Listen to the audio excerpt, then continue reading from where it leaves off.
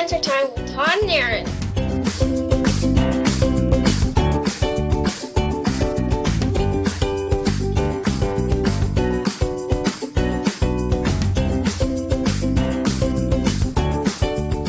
It's time for Q&A with TNA.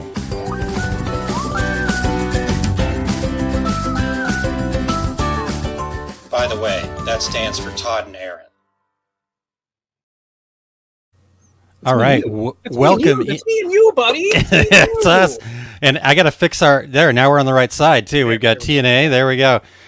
Yes, indeed, dude. What's up? Welcome into another edition of Q&A with TNA.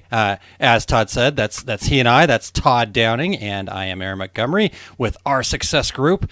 And really excited to be back here, Todd. It's been a little bit, huh? It's been a hot minute. I would say so. It's been let's see, we had some trainings. It's been like 3 weeks, so At least, been, yeah. You know, I was going to say you've been around the world, but you've definitely been across the country and back in that time. I've been nearly to both coasts since we were last had Q&A. So. Yeah, that's crazy. That's crazy talk. Crazy talk. Because I think I would have been in Vegas. I don't know. I think that's maybe like four-hour drive from the coast going over to California if I just went kind of straight across. Yep, I believe it is because we did that. We did that drive from San Diego to Vegas, and that was in the 90s, you know. And we're totally pumped. We're like, let's go to Vegas. Yeah, let's go to Vegas. And like 2 hours in, we're like, shit, do we turn around or do we keep going because we're going to Vegas, aren't we? We're like, so it happens, and I guess we, you know, not saying that I promote any kind of drinking and driving, but you know, when you leave a club and you're like, man, Vegas sounds good and it's only a 4-hour drive, yeah, why not? Let's do it. Yeah. It was fun time. Yeah. It was fun.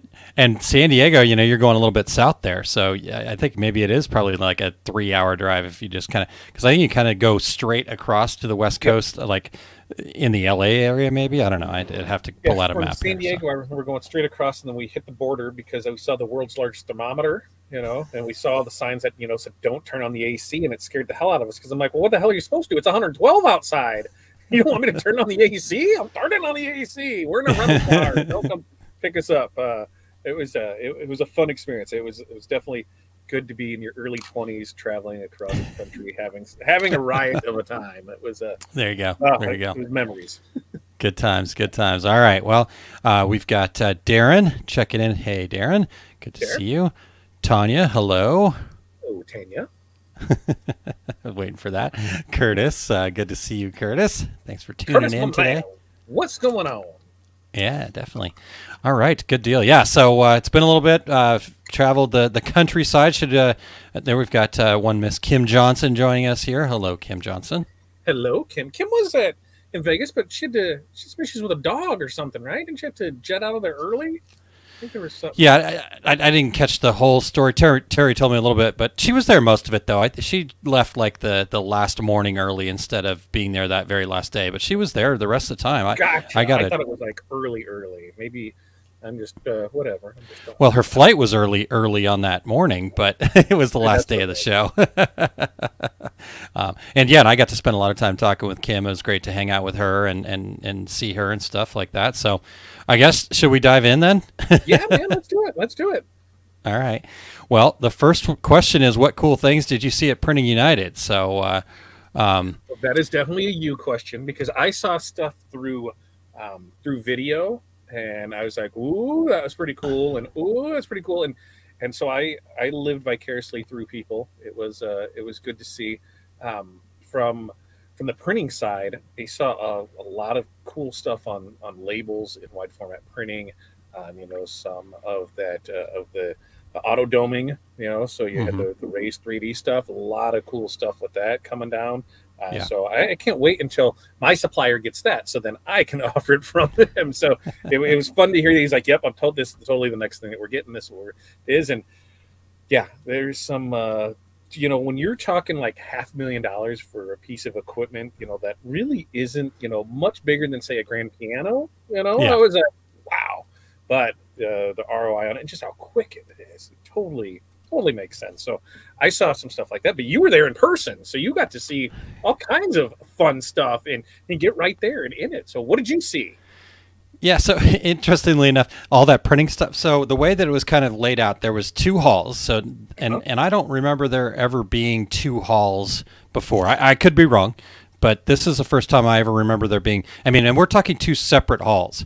So normally they take up the big hall, and kind of go from there. But at this particular show, they had like across. Like where the registration is across the way over there, they had a whole nother hall that was massive and huge. And that's where there was a lot of printing stuff in both, but that was where a lot of the printing stuff, I'm trying to remember who all was over there. You had like Durst and Rico over there. Heidelberg was over there. So some of the big printing companies were over there. So I did not get over there that much. Because I was all the way at the end of the other hall at the very back. That's where they had the Future States Theater. That's where they had the Apparel Zone. The Two Regular Guys booth was back there. And so it was, I didn't see a whole lot of that stuff. So the things you just talked about, I actually didn't see. So that's cool. I'm going to have to check that out. Yeah, and I think that's the thing is, the show's only 3 days, and from my understanding, they said, to really get into it, if I really wanted to see anything, they're like, it should have been a 7 to 10 day show, because by the way that they did the education, where it was pretty much on the suppliers to do the education there. So if I wanted to stay here for a half hour or so, that was a half hour so that I wasn't able to see the other stuff around, and there was just limited floor time, and how big it was. They went through, and here's my map, and here's the stuff I want to hit. And here's the times I need to be there for. And if I can hit some other stuff around there, great. But I talked to a few people that said, yeah, we didn't see nearly as much as what we wanted to, because we actually were engaged with, a vendor or listening to somebody speak, or just networking with other people. So there was things that we just didn't get to do. So yeah, it might be something where, I could totally see a week's long show making sense to be able to see it all in something big. SGIA used to be 5 days. Back when I first got into the industry, SGIA was 5 days. So it would totally make sense on something that big. Yeah. I was exhausted after 2.5, right? So I don't know if I could do that, but yeah, I mean, so yeah, there's that part of it. So I think that was, when we talk about what cool things did you see, I think that would be kind of the first cool thing that I would point to, is just to see the enormity of what we're involved in, right? Whether you're just a little small piece or part of that, we're part of that industry, right? And they roll pretty large, right, so to speak. Because people are like, oh my God, what's going on? Why are there, why are the hotels booked? Blah blah blah. Is there some other event in town? Nope, there wasn't anything. I mean, this was what was going on there. So it was that's the first cool thing. I think, there was a bunch of stuff. One thing I did notice, and this isn't necessarily a cool thing, but maybe just kind of a telling of where we're at. I think people were still somewhat apprehensive. This is the first time Printing United has been back in a live format in 2 years, so 3 years since their last one, right?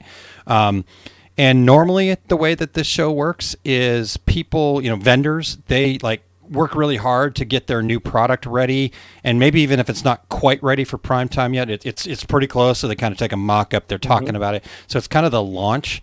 And then what would normally happen in years past is, that would be the case there at SGA. Everybody'd see it, talk about it, and then it would be ready for prime time by Long Beach, then coming up in January, right? So that, and so I didn't see a ton of that this year. I didn't see a ton of new innovations. I mean, you could tell that they're ready to get back to innovating. There was a lot of talk about new stuff and kind of what's coming in the future, but it wasn't that like everybody rolling out something new like I've seen in past years. So that's the first point. The actual things though that stood out, RTP Apparel has got a 100% polyester direct-to-garment shirt, ready to print direct-to-garment shirt that has no dye migration. That was really cool. I mean, the whites were on the red, white on the red. It was not pink. Yeah. Right. Yep. And my thing is, I want to get those, bring them in, and do it, and then wash to see how it is. But I mean, you're talking game changer on that. That is 100% game changing on it. And excuse me. And for those that don't know, that takes a big step out of it. When you don't have to pre-treat stuff and you're able to use polyester. I mean, man, you talk that's for DTG, that is just crazy talk, and Yeah. so I'm excited to see And what that holds. yeah, and the other nice part about it is, it's obviously it's made for DTG, but this also doesn't die migrate with your other products, right? So if you're a screen printer and you're having a hell of a time printing a red polyester shirt, you could vinyl. screen print on this and not get any dye migration. Vinyl, like you said, the same way. DTF, right? All that stuff. So that was pretty cool. Now, Brian even admitted this when I was talking to him. This is brand new for them. So at first, the shirt's a little bit crunchy, whatever they're putting on it, right? It's definitely got some crunch to it.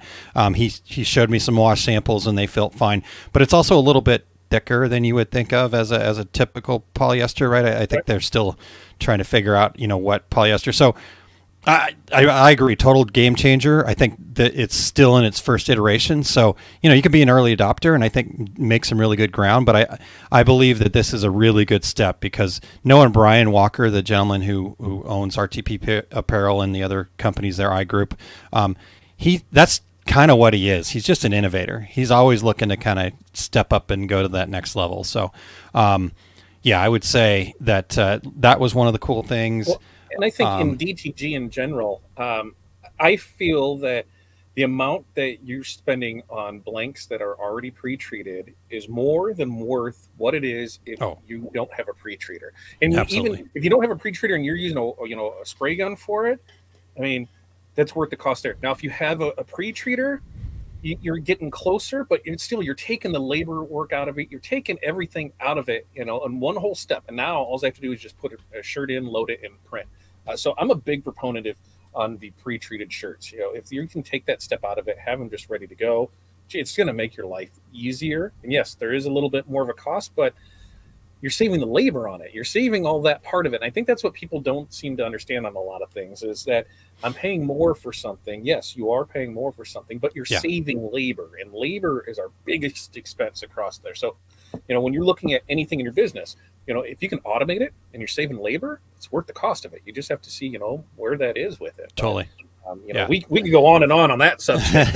We've done it before, but right. I've been pre-treated shirts. Those are some spicy things. That was pretty cool. Like I said, as far as other innovations, you talked about the education there, and it definitely was different. Now the buzz from all that was that it was very well received. I don't know, right? It was interesting. The Future State Theater, it had a lot of different things going on. There definitely was some good education over there, but it definitely was also, the good old boy network of, if you're part of the cool kids crowd, you get to hang out kind of thing. And so that was cool. Again, I'm not trying to knock it. I think there was definitely some cool things and some really good information. I love some of the panel discussions. They had a really awesome panel discussion about inclusion, hiring inclusion. Jed from Stakes Manufacturing is really kind of championed this, where there are programs, and in fact, he's coming on to the Two Regular Guys podcast, not this Friday, but a week from Friday, to go into that a little bit more. And so that was really cool. The Women in Garment Decorating and also the Women in Print Awards, they were actually able to recognize them in a live manner and hand out awards, and that was really cool to see. I mean, just a lot of pride, a lot that, in fact, of all the times that I was back there at the Future States area, that was the most people. Like, it was standing room only, people kind of going way back and deep into the crowd, kind of hanging out for that. So I thought that was really cool. I got to sit in because I got to go there as press. I had my little press badge on, so it got me into some fun places, right? I got to sit in on the Kornit press conference that they had. The CEO is he's just a hard driving character. Some people don't care for him. I think he just is really trying to push the envelope. He talked about in that press conference how their next step, that they're calling it the Apollo, is they want to go after that short run screen print. They want to actually take on screen printing, which I thought, whoa, that's and when you talk to the screen printers, they're like, yeah, he's off his rocker. But if if they can make it work out, I mean, obviously your investment up front is going to be big, but and not just the one-off, right? Not just personalizing everything, but actually just doing a run on a digital machine that is a 500 piece order, right? Well, And it making sense. So when we were in Impressions out at Long Beach, yeah, Rock had a DTG, and I mean, I think I recorded it, and I think it was pumping out a full color shirt in less than a minute. So when you look at where that is, and I know it wasn't turned up, I know it was going through, and I don't even think it was there. I mean, are you going to compete with a full auto? No, but are you going to? When I look a at small auto, that I'm doing, you can get pretty damn close to it. You'll compete with the manuals all day, and a small auto probably too, right? And so I mean, you're right there with it. The big thing is cost on what replacement stuff is on that, because heads aren't cheap, on average $1,200 to $2,500, on those though, it's crazy. Those are totally different heads too. I think it's probably way more than that. And so, when you look at that, what is that one in there? How does that do? Because most of the stuff right now is looking at the i3200 heads, because that's kind of the standard of it is print. That's what it is in DTG, DTF. And you can have good quality with that. The problem is that they're also knocking them off. So for anybody out there, if you're buying any kind of print head, make sure to buy from a reputable manufacturer. I've seen more and more posts, especially in the last 6 weeks, of bad stuff coming because somebody bought it off Amazon and heads were already clogged when they got it. Don't be cheap on it. This is the heartbeat of what you're doing. If you're doing wide format printing, DTG, DTF, that print head is the brains, right? The computer board's the brains, but the print head works for it. So don't cheap out on that. You're right. Buy good stuff on it. You're totally right. All right. Well, Todd, let's. I think that's probably gave us enough. There's some comments in here, so let's get to the comments, and then we can kind of come back, and if I can think of anything else, I'll jump in there. But okay. All right, this one's for you, sir. I know who this is. So Terry, this is Terry Fulmore, and she says, "Nice sitting with you in Vegas, Aaron," but shows up as a Facebook user, Todd. So I'll let you do your thing.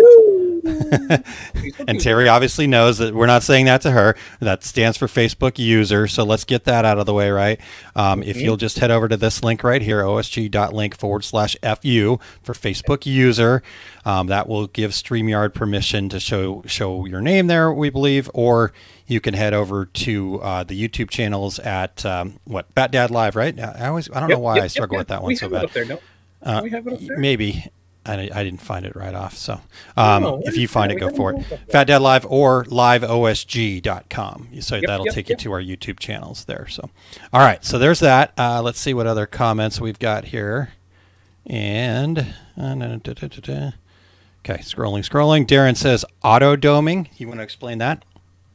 So it's total badassery. Like, it is so cool. So you've got a flat decal, right? So I don't even think I have a sample of anything that's close to it, but there's a dome on it, so it looks 3D.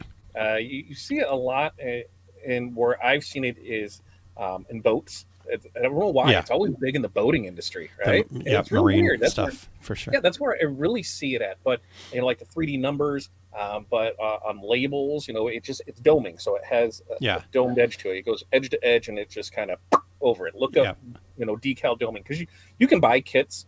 In fact, I know I have one. I have one because I'm going to do a Tuesday with Todd on it now that I think about it. And it was the stuff that Todd's got laying around there is hilarious. It was right before COVID went down, and we were still at the shop, and I bought it and was there, and then all the hell now that we're moving stuff, I bet I'll find it, and then we'll totally do it, because you don't need any super special equipment. There's some UV resin that's with it. You need to cure it, but pretty much it deals with surface tension.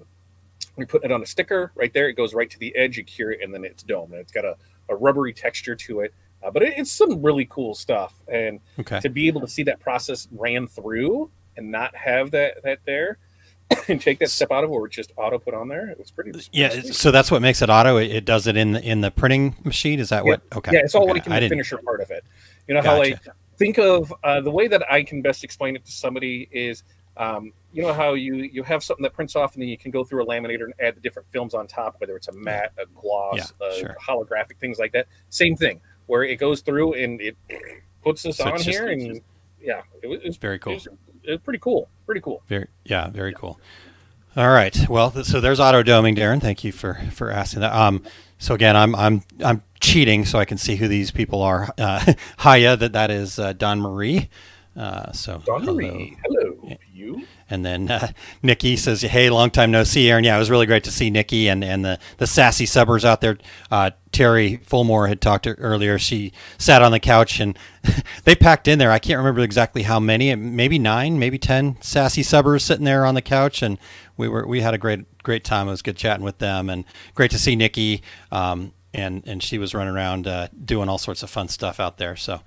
How they figure out, to get off the couch, right? Okay, you go, then I go, then you go, then I go, because otherwise it's gonna roll. I warned everybody, right? Yeah, so you just get a hand up, right? Okay, let me help you up, right? Because when I sat down on it, I'm like, hey, can somebody help me up, please? You need like the arm, when you get it, that goes on those like 3 steps to things. All right, Yeah. I got this. I can get up with it. Yeah. And I'm not sure if you've ever seen that particular couch, Todd. I think I always brought the blue couch when you were around. Did you ever see the gray couch that was like the sectional? Yep. Did you ever sit on that one? Okay. So, yeah. Where was that at? Maybe it was the first. Well, I thought I only took it to the 2019 DAX. Were you at that one? Yep. DAX KC? Okay, that must have been where. Yeah, that one's real hard to get off of. And the blue one's not easy, but the gray one sits even lower. So poor people. You make do. Yeah, that's right. It was fun. It made for lots of fun conversations. So let's see here. Afternoon, good people. This is Mr. Edward Henry. So Edward, make sure again, get over to the link here. Where did it go? There you are. osg.link/FU to check that one out. Okay, let's see what else we got here. Okay. The comments are coming in fast and furious here, Todd. I'm having a hard time keeping up. My bad. What? We need a producer. What is this? Yeah, no kidding. Eric, come here. All right, so Edward says, I can only manage to get to DAX in Kansas City currently. Yeah, no problem there. It'll be here before you know it. Yeah, no kidding. You're right. And then Nikki says, yes, 3 days wasn't enough. Who else we got here? And then Don Marie says, I'm guessing that's hi from I Vegas. say, hey you, maybe. Okay. Yeah. Kim Johnson says it was my first time at Printing United, and I was very overwhelmed. Yep. I think everybody's overwhelmed their first time.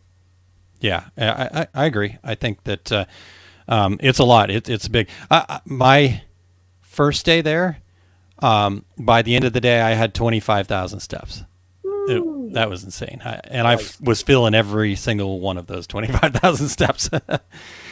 Okay, let's see here. And this is from Edward. He says, what are the best shows for hard substrates instead of textile? Oh, yeah. It used to be any trade show because it was like half sublimation. And now it's like, what are you talking about? What's this sublimation? Because none of the companies are showing up. Like, yeah. It used to be you couldn't go to a trade show, and I bet, and you could tell me if I'm wrong, you couldn't go more than 5 booths without seeing something to do with sublimation. Yeah, I agree. Now you might have 1 booth, and no booths to deal with it. And you were always good to see Condi, JP Plus, JDS. Who else am I missing from there? Sublimation 101. Coastal. Yeah. You used to, you could count on at least 3 of those 5 being at any show that you attended, at least. And then you had some littler vendors in that. And now they have not shown back up. And so the sublimation side, it's not fun. It was always like you couldn't go to a Condi booth and not see a line of people for the kiosk. Remember those lines? Oh, yeah. 15, 20 people long, and you're right. And it was just nonstop all day long. And to see that not be no more, it hurts my heart for sublimation. It really, really does. Yeah, it's a, and I keep calling them out too. I just want, because like you said, It's crazy. I don't understand it at all. Anytime I get a chance to talk to any of them, like, what are you guys doing? Like, for example, Printing United, there was none of those guys there. But there was, Giotto was there, and they were like, I think Nikki talked about some cool things that they saw over there and whatnot. Nikki can probably share a little bit more. I didn't have a chance to talk to Mark and Michael over there, but so there you go. So now people are going, okay, well, guess I'm not going to go to Condi, JP, JDS, Coastal, Coastal was kind of there as ISW, but that was a different story, so we'll get into that.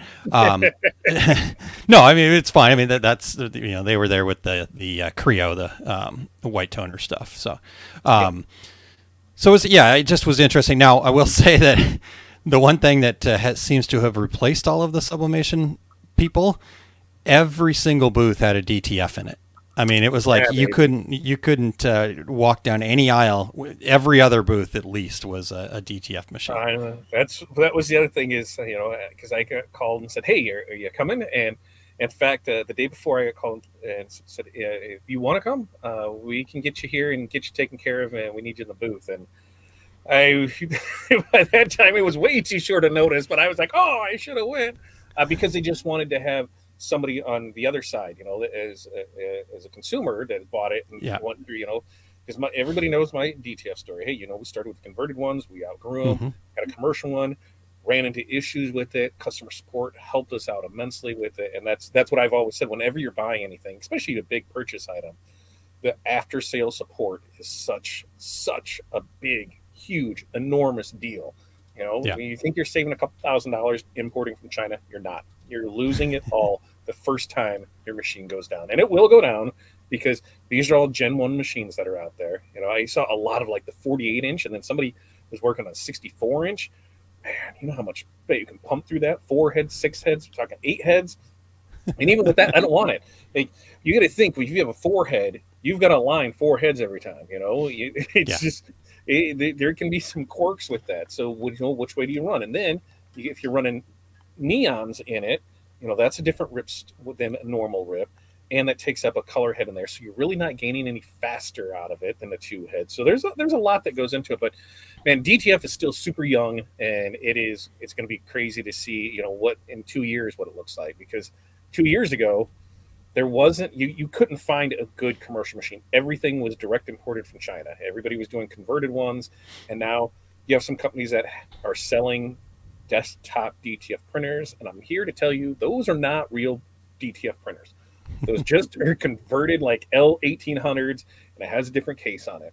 And you're going to print maybe 5 pages an hour, and you're going to have to figure out how to curate, and you're going to have to do all that, and it's just not cost effective. You need something that's going to print at least 10 to 12 square feet for your personal use, because you're not using it enough. Just buy transfers. You're going to, I'm looking right here, I still have a dead P600.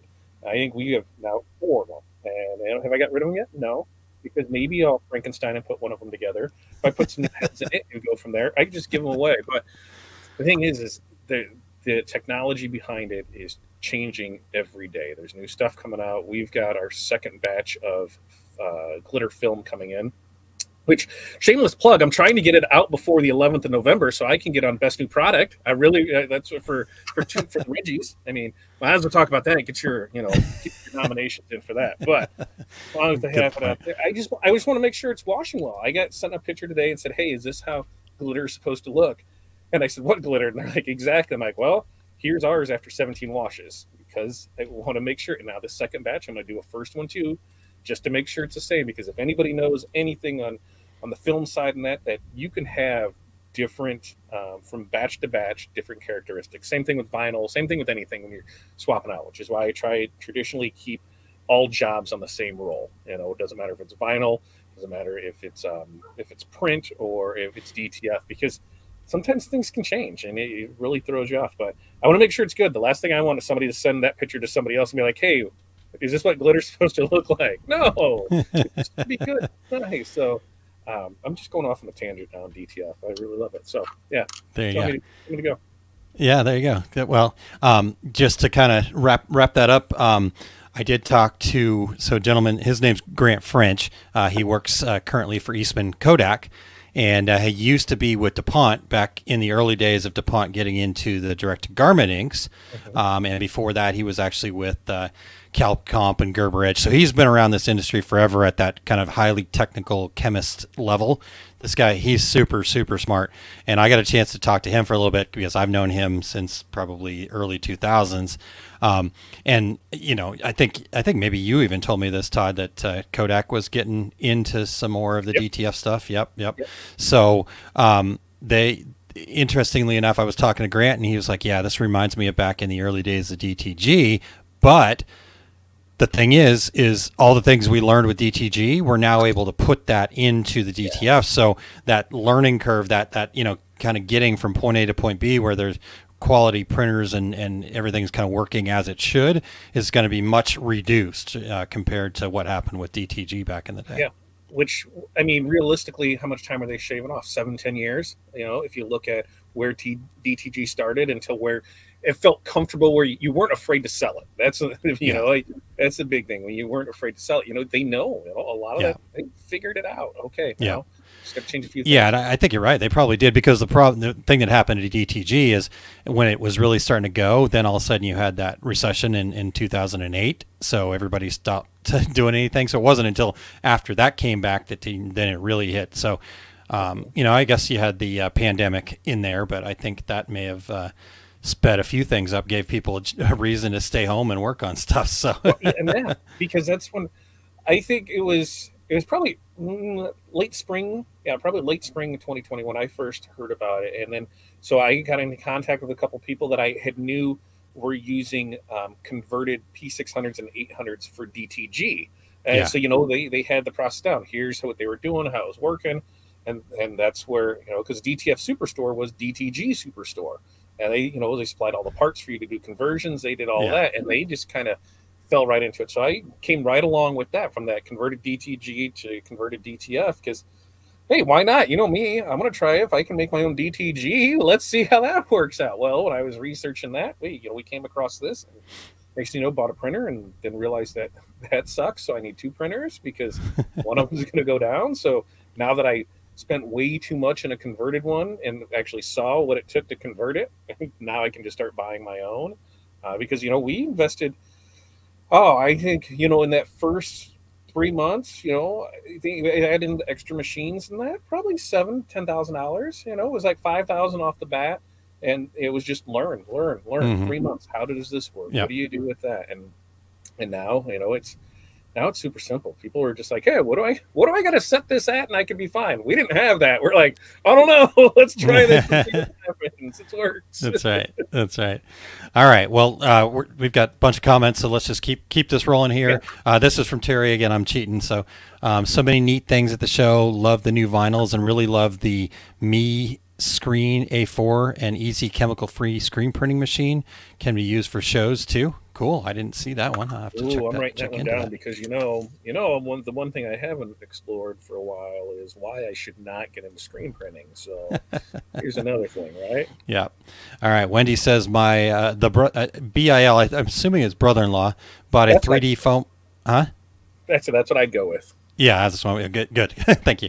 Bought a 3D foam cutter, pad printer, and a second wide format printer. He said the show was great. I mean, that was definitely the feel that I got, is that kind of it's back. You know, everybody, just a lot of excitement. I think that was probably the biggest thing for sure. So I love that. I saw somebody using a pad printer to do labels, to print labels in the backs of shirts. I didn't even think about that, but it's just interesting. Faster thing because of just a because it's all automatic. I'm like, I didn't even think about that. Yeah, definitely. So Terry says, using my phone. All right. Blah, blah, blah. Let's see here. Kind of like Stahl's Flex Style. Talking about the doming thing, I think. Yep. Yep. Just like that. Only that usually, because on the Flex Style, I think that's the injected PVC, you know, where it creates that. So it's like the brick part, but very similar to it. I'm trying to think if there's anything standard that I can say, yes, that's what it is every time. But I really can't off the top of my head of anything standard, unless you go to, you know, a boat and the numbers on it. That's the thing that I always go to is marine, the numbers on it. There you go. I like it. All right. Nikki talking about being on the couch. There were so many of us that I had to sit on the floor. Yeah, there was a couple people on the floor. There was one young lady sitting on Aaron's lap, another young lady, Aaron. So it was, they were packed in there tight. But man, just super happy. And it was so much fun to talk to him. I really enjoyed the heck out of that opportunity. So, let's see here. Jerry says that I'm everywhere. I'm not sure if that's a good thing or not. Some days it feels like, yeah. But let's see here. Oh, Darren says he's already registered for DAX Kansas City. So Sweet. we got to get this one up here for you, Todd. I know this is one of your favorites. What's up, Chuck? Hey, Chuck, good to see you, man. And Terry said, yeah, it was fun, though. It really was fun to hang out with them. Let's see here. Jerry says, my first trade show was Las Vegas in 2000. It was 3 floors. We were so overwhelmed. So, yeah, that was probably an SGIA show back then in 2000. Yeah. Where's it going to be next year? Is it Atlanta? Atlanta. Oh, Atlanta. That's right. Yeah. Where were we at for skills? At the same place. Same place. Ooh, Yeah. That place is huge. Yeah. Tanya said the smaller blanks vendors were at EEM. Yeah, so you're definitely seeing, Applique Getaway, EEM, those kind of shows are seeing some blanks vendors that are not the traditional blanks vendors. So we saw that at DAX too. There's a few different ones that were smaller ones. So yeah, I think exactly. it leaves that opportunity. If you can have the stock for it and you can get into a show, you will not be sorry you did that if you are a sublimation blanks vendor. Yeah. Yeah, definitely. That is an interesting thought, right? And there's a lot of opportunity there, I think, in that blank space. So, I see people obviously, cutting their own stuff and all that kind of fun jazz. So, could be some opportunities. Nikki says, I didn't see JDS, so that's interesting. I only saw Jodo. And so I'm glad that JDS was there, though. I didn't see them. Well, with over 700 vendors, I'm shocked that you only forgot one. Yeah, exactly. Wendy says, question, could the reason no sublimation at show is a change in company focus to crafter market? Well, I mean, if you go back to Tanya's comment about the smaller, the blanks vendors being at EEM, that would make sense. The funny part is kind of this focus to the crafter market. I even asked Caesar about that, right? I'm like, okay, you guys obviously have gone all in on the crafter market, but what are you guys doing about, where who brought you to the table, right? The small businesses that were there. And they said that was kind of one of the reasons that they wanted to get into the cutter market, even though the smaller one certainly still crafter focused. Romeo is the larger one. Romeo is, and then the software and stuff like that. So it's interesting because I think the line between the crafter market and the professional market is getting blurrier and blurrier every day too. So I think the real reason is because they're looking at it as an expense for me to send somebody to shows. So how many trade shows are there now a year? 30. I mean, that sounds about right. 30. So if I go to each one of them and I'm going to spend, let's say on the lowest of low, I'm going to spend $7,000 per show, right? Let's average this out, $7,000 per show. And there's 30. I mean, that's almost, $250,000 higher. I know for sure, but so that's the thing, when you look at that, to bring in that revenue, I basically, to make it all worth that, need to do, $1 million in sales. So I think what they're doing is instead of focusing on, going out there, they've all learned during COVID, hey, I can do a lot of this online. So they're being more selective about the ones that they're doing, but they're also not getting out there to see their customers. So you have this thing where, like Condi, they have a show every Friday, so how much are they bringing in versus that, or what they got into it cost-wise versus going to shows. So it's tough because they get a bunch of flack for not showing up, and it's just not them. There's other vendors too that just have quit going to it. And you're like, hey, where are you at? Your people are asking for you, they're looking for you, and now it almost looks like, hey, the customer doesn't matter, because I can just do everything online. So it's a very fine line, and it's a toss up. But I think they think they're saving money on it, and that's money well spent. But if they're saving money, they're not sharing the wealth. I can tell you that. The costs of everything are going up. So Yeah, I think that's I get it, right? Yeah, because I was in charge of running, that side and the budgets, and you said $7,000. I kind of giggled. That would have been awesome. I would have loved $7,000. I mean, even just a 10 by 10, especially when you're taking people and all that stuff. I mean, 10, 15,000 was the minimum per show. Really, that was in my budget, and so you're looking at $500,000 a year. Yeah. Yeah, exactly. So I get it, right? And so you do have to be a little more, but to just kind of, because I think what Printing United told me was that our industry has to have live events. I mean, I love that we're getting better at doing stuff online and all that kind of fun stuff. And that's all perfect and all that. But I don't think our industry will be able to really kind of be at its height without, you just got to touch and feel. Even sublimation, even the blanks, right? Like, it's one thing to say, oh man, that 100% polyester DTG no dye migration shirt is cool, but to actually get there, because when I looked at what was on the camera and the pictures and stuff I seen, didn't do it justice at all. Right? I mean, the whites are nice and brilliant, but then at the same time, I also was able to feel that, man, it's a little bit thicker, it's a little bit crunchy, might not be quite ready. So if I'm just looking at that on a video, how am I going to know? So, and same thing with the blanks and stuff like that. I think we just need to be able to touch and feel. So I want to encourage them to get back out there because, somebody is going to be there. Todd, you and I have talked about that before, right? At some of the DAX shows, there was no of the what you would consider traditional blanks vendors there. But guess what? There was somebody that we'd never heard of before. And that means that they were getting those customers, right? They were getting in front of those people. So, we could go on this for a long time, but I think we've got to get back to shows. Yeah, and that's the thing is because if anything, just show your people that you're still there for them. Because that was always my thing, was to be able to talk in person to your vendors. A lot of times people didn't realize that they had salespeople for companies. With Sanmar and SNS and that you have a salesperson. Like, there's somebody that services your territory in that. Like us, well, ours is split because we're technically Iowa, and so when they have an Illinois show, they're like, oh, okay, now we can bring it.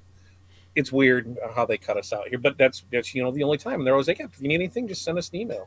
Send me, here's my stuff. So just to get out there and see that, to feel and see that, anything that, especially on sublimation, I don't think that there is a video or photo yet that actually shows how awesome it is. And so you actually have to get there to see the product, to see how rich the colors are with it. And there's no video online. There's no picture in your catalog that's going to help do that justice, is having that in front of them and seeing, the light reflect through it and that. So they've got to do something.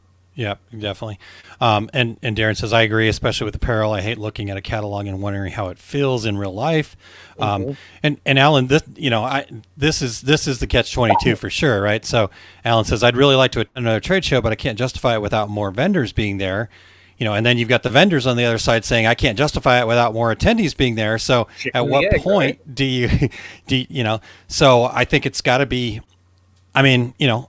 if you're somebody that would be an attendee, I think we've got to take responsibility. We've got to get on the phone and call up. If your vendors aren't showing up, you need to tell them, hey, I want to see you there. Or if you're not going to be there, then I'll just look for somebody else. And so we just, I don't know. It's tough. I get it, Alan, completely. I'm certainly not saying that, but the only thing we can do is show up, and if the vendors aren't showing up for us, then we need to make sure that they know about that fact, right? That's not going to fly. So. Well, and then on the other side, on the vendors, maybe that's where they can look at, whoever is putting on the show and be like, hey, we need a little market adjustment on pricing here, because, you're not getting the amount of people that you were, pre-COVID. There's some market adjustment on pricing already happening. It's unfortunately the wrong way. It shouldn't be, because, you're getting, 2/3 of your vendors that showed up before. It's not like you're getting more. So you're going to, now I have to charge more to make up for it.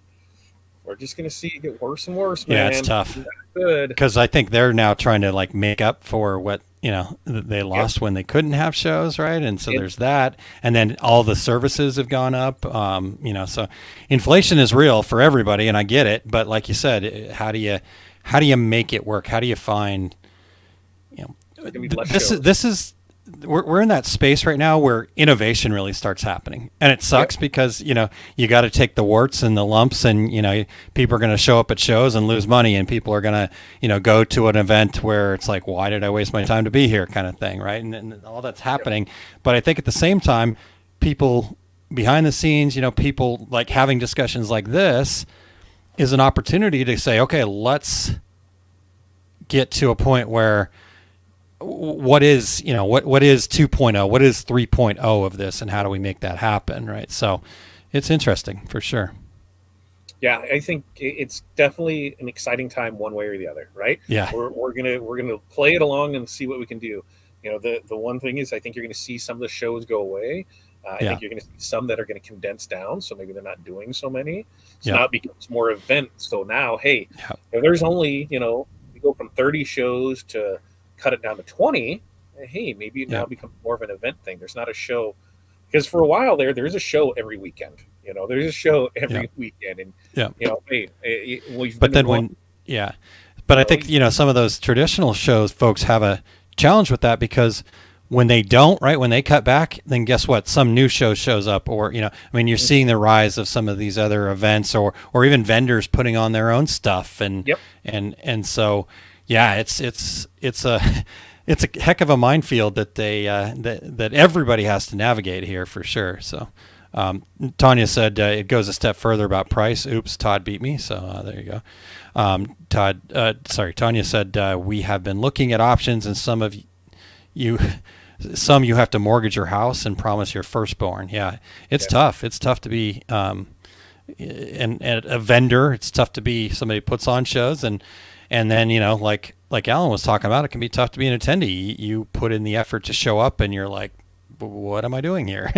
So that's like, for me, when we go to a DAX show, I know I'm going to go there more than anything is to see our other people, to more of that networking, because by the time there's nothing that that is like innovatively dropped at DAX. It's somewhere, and so you can see it. So a lot of times you go there close because it's your close vendors. So it's going to be the people that you can work with the fastest on things. Yeah, I love those because to me, they feel very regional, and to be able to help those local to it. So when companies that are local don't show up, that really pisses me off. But you're able to get, they're more of an intimate show. You have time to get in there and talk to a vendor and create those relationships with them. So that's why, any of the DAX shows have always been my favorite. If there's one within your area, go to it, because that's where you're going to have fun at. Wendy says DAX to me is great education, and there's a reason for that, though. There's a real good reason why the education is so good there. DAX actually pays for the education. People that are educating there. It's not just a, hey, who signs up, you show up and you can half pitch, or like some shows where you're paying to be an educator. Right, you get vetted. Like I turned in some topics to Scott, and he reached back out to me, and he's like, okay, well, here's this, but I'd like you to adjust this, and I mean, this is vetted. He knows what him and Margie know what they want for education, and so I think that's a big part of it. The other shows, it's hard because as an educator, if you're not there as a vendor, right, then you can't justify making that trip. Right, I can't just go and be an educator. I have to go and sell at the same time, and I don't think that should be the case. I think if you're going to be an educator, you should go and be an educator and actually educate people, not pitch them your product kind of end around because you have to make it work, because otherwise you're starving, right? Right. Infomercial, set it and forget it, right? Here, let me show you how to do this, but you have to get this too. And if you act out, we're going to include this, this, and this. And I get it. If you're not paying me to be there, I got to pay to be here one way or another. It's not cheap to go to shows. And that's the thing is, how you judge, what's my ROI going versus not going, it's a toss up for sure. Yeah, exactly. Yeah. All right, let's see what else we got here. We got Eve from the Baby's Booty jumping in. Good to see you, Eve. And Todd, you had mentioned this earlier, so I put the link in there, There it is. Go there. /Reggie's. I'll take my nominations and candy. Put Todd in there, right? Yep. Todd and I are battling it out for something. I can't remember now. No, Are we? I don't think so. I have no idea. It. Now I don't go look because I don't want to have any. You will look on the 11th at 5:05, right? Correct. Yep. As soon as it's done, I download them all, and then that's the first time I look. I always put mine in first too, so it's like I don't want anybody to think that this is rigged or anything like that. I don't know why that bothers me so badly, but I'm really hardcore about that stuff. So it's a fun time. I cannot wait. Yeah, for it is. And if we're lucky all enough right. to get nominated, we're gonna pull out all the stops this year. There you go. So Eve says I can't keep up with all the shows till they get that. Yeah. Let's see here. What else did I think I missed one? Oh, here we go. Michelle, sorry about that, Michelle. We need a DAX in Australia. Heck yeah, you do. I would be at that show in a heartbeat. So I know figure that's that on one your out. bucket list, right? That's Totally. Yeah, and if we can get a speaking engagement there, now you get paid to go. Oh, I'm working on it. I did a virtual with a group out of Australia not too long ago, that Small Business Skills Summit, and I still reach out to them like, hey, if you ever need me live, I'm ready. Just pay for my flight. I don't even need you to pay me. Just get me out there. What are you gonna do? Somebody eat me down there. I'm pretty sure somebody eat me. Yeah, somebody does for sure. Come on. Here we go. Curtis says, Todd, I just got a package. Excellent. Sweet. Love that. Yeah, for sure. All right. Well, 50 minutes, Todd. We've got a couple more questions, but I don't know if we need to save them for next Wednesday or if you wanted to get one more. What are you thinking? I gotta look at the comments to remember what they are. We could probably bang that one out. Okay, you want to stay on the show theme here then? Yeah. Because that way we're good there. All right. Yeah. All right. Yeah, the good closeout. I like it. I agree. Yeah. Okay, so Todd, if you could only go to one show per year, which show would it be? Damn it, this is a tough one. It is a hard one, right? Because I'm very partial to DAX Chicago because it's the networking thing. Yeah, but that's a good one. The education networking, it's always a great time there with the people. But after going to Impressions Long Beach, that was I did not have enough time there to thoroughly enjoy that show and the magnitude of all the fun that came along with it. And they had Coolio. Now he's no longer with us. But hey, they had Coolio. So I only one. So if they had Coolio every year, that would be the one. Is that what you're saying? I don't know, because before they had Smash Mouth. So I mean, you're talking you're gonna continue to have bands from the '90s. I am choice for you to be the number one show that I would attend to. Plus for us, that's what is it February?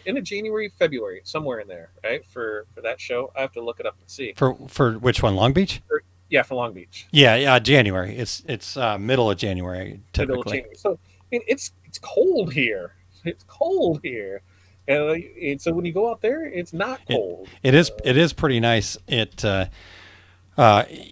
January in Long Beach, California. Like it's actually colder. So NBM, now Graphics Pro, I don't know if they still do or not. They had a June, July Long Beach show, and it was always colder at the June, July than it was in the January show. So going out there when we did this past year, it was amazing. And when COVID threw things out of whack, when we had the summer fall for DAX Chicago, that was amazing because there's been some great weather up there because it's it's early. It's still summer, winter, spring-ish in the area for when it's DAX Chicago. And there's been times it's been really cold outside and really rainy, and there's other times it's been beautiful. But there's nothing else to do. That's the other thing too. DAX Chicago, there's not a whole lot to do around there. So you're hanging out with your friends, you're enjoying great conversation, that networking. Near Long Beach, man, everything is right there. So it's a lot easier to get out and have some more fun. So I don't know if I could just pick one. But come on, dude, guns to your head, you got to do it. Pick one. DAX Chicago. That would boy. be DAX Chicago. I'm right there with you. Just so you know, Long Beach, I just looked it up. January 20th through the 22nd. 20th through the 22nd. Yep. Oof, yeah, definitely. Okay, I'll answer this question real quick too. Boy, if I could only do one. Yeah, I'm with Todd. I wanted to come up with something cool and different and fun, but you just we've had such a great time at DAX Chicago. We've met so many people, the networking, like you said, and there might not be a whole lot to do, but you know what, we figure it out, right? And then we are all hanging out, and then we just kind of keep the conversation going. And we've been to Buffalo Wild Wings and just and then like Wendy said, the education there is great. I fortunately get to teach some of those classes, but I'd love to be in all the other classes myself too. I mean, they just always have a great slate of people. So yeah, I'd go with that one. Yeah. I think with that, the other thing too, it's kind of middle of the country. So, East Coast and West Coast can both fly into Chicago, easy flights from everywhere. Yeah. You can get out there and have a great time with it. And yeah, just like I said, the networking alone to me is worth it. I want to get back to, remember when they had it. Well, for me, the first one that I went to, they kind of had it split, and they had the stage in the center, and they would have the panels and things up there. I mean, I want to get back to that, where it was nice and big, and then there was classes down the hall, and you had classes. I think at that time, you had classes that would start at 8, and they would go pretty much all day, on both days. They even do like a night shift class. Yep. And I'm sure they'll do that again. Eric's taught that. Katie's taught that. So. Yeah, there's so much good education in there too, and some of it can be just like anything else can be like, oh, it's not what I thought, but that's not a bad thing, because it's always a good refresher to get in there and learn that. Yes, I already know this, but maybe there's something you pick up. Go in there with an open mind. Just because you get in there, you're like, oh, this is it. You have that attitude, you're just gonna not take it. Those are the worst 4 words you could ever use in your business. I already know that. I mean, that's like you said, you got to have that open mind and keep that going. So, all right, let's, Michelle, we'll get to your question here, maybe at a later show or something like that. But she says, how can I feel confident in my pricing without going lower? So we're gonna hold on that one. But I wanted to get to this one because while we're kind of wrapping up talking about trade shows here, she says, maybe you already discussed this, thinking about attending DAX Minnesota because I can drive there. Who else might be going? Well, our success group has a booth there, so that's good. I don't know what I'm not sure if you worked out your schedule or not yet, Todd. So hopefully, I have not. I'm still trying to figure out Long Beach to know if I can go to that, because I don't know if Corey's in the country or not. Because hey, it's time for her to be out of the country again. And I know that's January, February, so I got to figure out those, and then I can plan out the rest of the schedule. Cool. Because we'll definitely make sure we hit a few shows this year. Nice. Wendy's going to be there, so that'll be good. So I think it'll be a good show. They did not have it last year, right? Is that right? Not last. Yeah, it was. Yeah, they didn't have it last year, right? Because of whatever some issue with. Because they had it 21, they took 22 off. Yeah. Yeah. Yes. Okay. Cool. So it'll be back. That's an interesting show because you're way outside of Minneapolis, but it's a fun little place. I mean, there's plenty to do there on the island, so to speak. Yeah. Bowling and gambling. I mean, I think that's great there, because that to me is definitely the funnest, DAX after party, because of the bowling alley. Good point. It's hard to beat that, and it's a good time. There you go. Yes, you got it. That's a really good point. I forgot all about that. Get to that after party, like Todd said. It's at the bowling alley. There's food. There's you can buy drinks. There's regular sodas for everybody, and you get to bowl for free. Yeah. So that's pretty cool. Yep. Wendy says we stay in Red Wing. Michelle says over in Australia we don't have a dedicated apparel show. They have print shows. Have no idea how to get this idea out there. So, Michelle, let's talk. Man, this would be pretty cool. I got to remember, I've got some friends over there that are in the space, so maybe I can rally some troops and figure this out. So, Tanya says I'm probably going to DAX Minnesota. So there we go. Okay. Todd, anything else we missed? Nope, I think we're good, man. Love it. All right. Well, back next Wednesday, huh? Right? Or is that okay? Next Wednesday. Yeah, because it's Halloween. Halloween's Monday. Yeah. So yeah. Yep. Are you still gonna have your Halloween costume on? What are you going as this year? I don't know yet. I guess I could probably I don't know. I think this year I'll probably go back to handing out candy and let the girls take the golf cart out for that. And because last year I did chili dogs and apple cider and stuff for the parents and kids and had a fire and did all that. But Very cool. Halloween, they just need to make trick or treating the last Saturday of October. Just make it easy because this just trying to do it throughout the week is not any fun. Yeah. Well, and then like we've had some situations where like kids would show up on a night that wasn't the 31st because it just happened with the weekend and stuff like that. It's like, that was weird, but yeah. All right.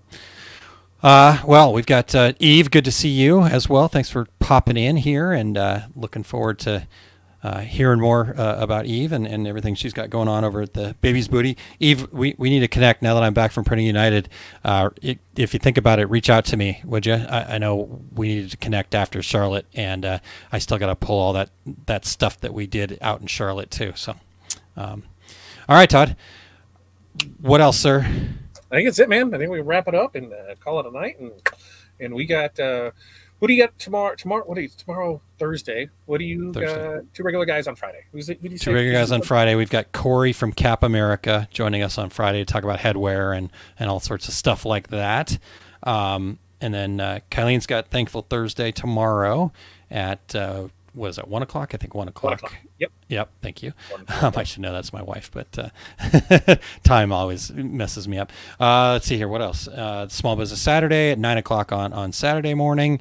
Kind of in the spooky season thought, I'm going to talk about why it's scary to not have a plan. And yeah, so looking forward to that. Lightning crashing down, Yeah. I guess Todd, if I can just plug something real quick here. Yeah. OurSuccessGroup.com/grow. It's scheduled for this Friday and Saturday. I need to have 10 people in that class to not cancel it. So right now we've got 2. So I need 8 people that want to check this out.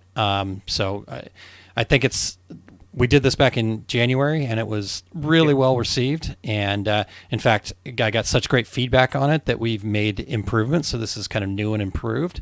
And so I think it's going to be really useful for your business. I know, I get it, right? I understand why people are not signing up. We're getting into the busy season. Everybody's but this will really help you kind of think through some things. And I know I'm going to ask for 3 hours of your time, 90 minutes on Friday and Saturday, but that 3 hours of your time will help so much. A, getting through the rest of the busy season, and then B, not having a big lull early next year. So, that's my quick pitch on that, Todd. So it's something that you don't think you need it until you need it, right? And with this one, you find out after the fact that you needed it. So just go ahead and sign up. Just go right here, right there. Boom, boom, boom, boom. Go there, and then sign up. There you go. And if you came to the July 15th one, if you signed up for that one, I did send an email out, so make sure you check your emails, because I did tell everybody, because that was the first time, and I wanted to make sure that we kind of worked the kinks out. I said, when I do this again, you guys are all able to come back to it for free. So come on back, and but you need to reach out to me. You need to reply to that email. I'm not just putting everybody in it. So anyhow, like I said, I need 10 people there to make it happen. So if I don't have 10 people by end of night tomorrow night, then we'll cancel it until next quarter. We'll try again in the first quarter of next year. So there we go. Sign up. Boom. All right, sir. And what about you? What's latest and greatest over? And I know you're trying to get that glitter out there. I'm trying. We'll get there next tomorrow, so hopefully things are good with that. We have a DTF bundle drop tomorrow at 2 p.m. Central. There you go. Morning mindset on Monday, Wednesday, Fridays, 8:30 a.m. And then Tuesday with Todd. I don't know. We talked web stores yesterday. I was learning more because we're looking at switching up our process. Depending on how things go this weekend, we'll see what Tuesday with Todd might be at the new place. Might still be here. Maybe I'll find that doming kit and we can talk about that. So we'll see. Love it.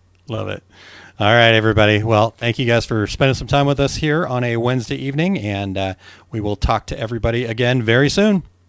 See you guys.